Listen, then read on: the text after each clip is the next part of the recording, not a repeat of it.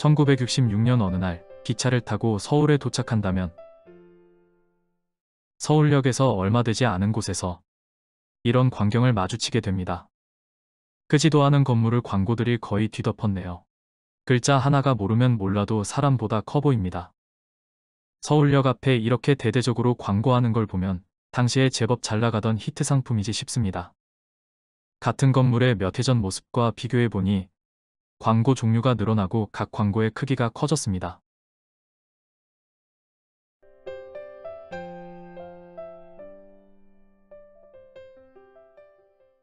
먼저 건물 옥상에 미싱이 2대씩이나 올라가 있어서 눈길을 끕니다. 미싱은 바느질 기계를 뜻하는 영어의 소잉머신에서 온 말입니다. 소잉머신에서 일본 사람들이 소잉을 빼고 머신만 미싱이라고 발음한 건데 이 말이 그대로 우리나라에 전해졌습니다. 1851년 미국에서 싱거미싱이 최초로 판매를 시작했고 1905년에 우리나라에도 지점이 설치됐습니다. 서울 정동에 있는 신화일보별관이 바로 30년대에 신거사에서 사옥으로 쓰던 건물이지요. 지금처럼 기성복을 사입는 게 아니라 집에서 일일이 옷을 지어 입었던 때라 재봉틀은 정말 요긴한 물건이었겠지만 꽤 비싼 물건이다 보니 어쩌다 장만한 재봉틀은 갑오처럼 소중히 여겼다네요.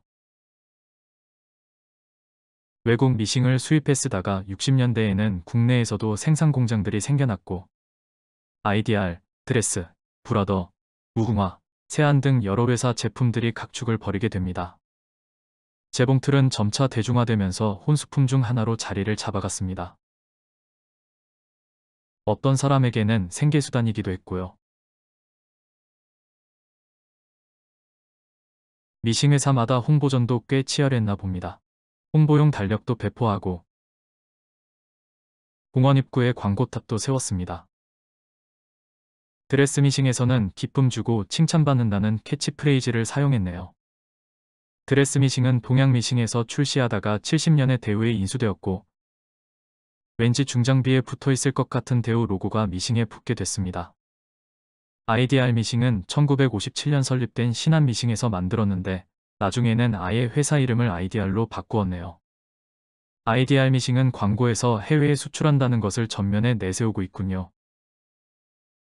해외에 수출할 만큼 품질이 좋다는 의미도 있고 외화를 벌어 국가 경제에 이바지한다는 자랑도 담긴 광고 같습니다. 드레스 미싱 밑에서 조미료의 왕이라고 주장하고 있는 미왕은 당시에 여러 회사들이 치열하게 경쟁하던 MSG 조미료 중 하나입니다.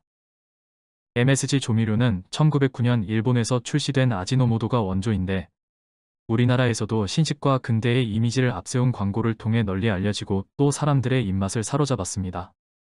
해방 이후 일본 회사들이 철수하면서 아지노모토는 수입해서 쓰는 비싼 물건이 됐는데 1955년에 대성공업사에서 미미소라는 인공조미료를 국내 최초로 출시했습니다.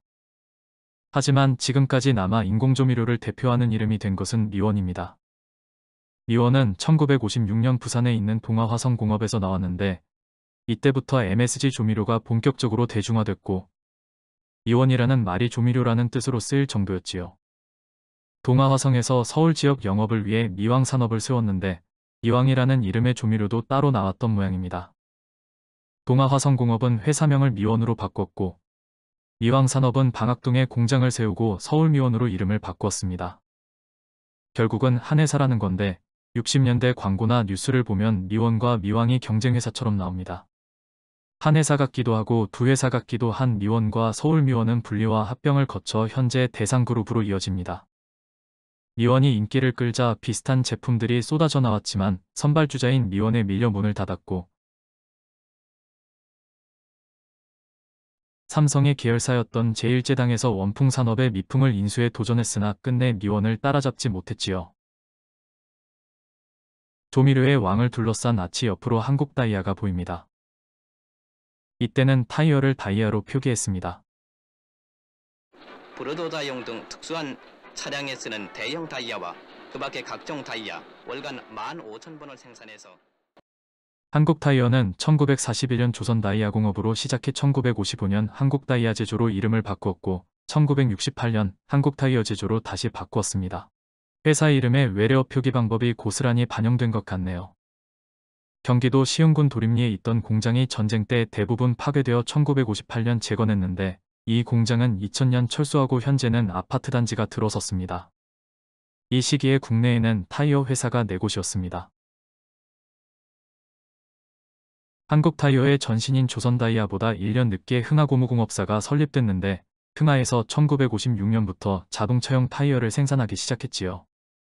흥하타이어는 원풍타이어, 우성타이어 등으로 계속 바뀌다가 지금은 넥센타이어로 이어지고 있습니다.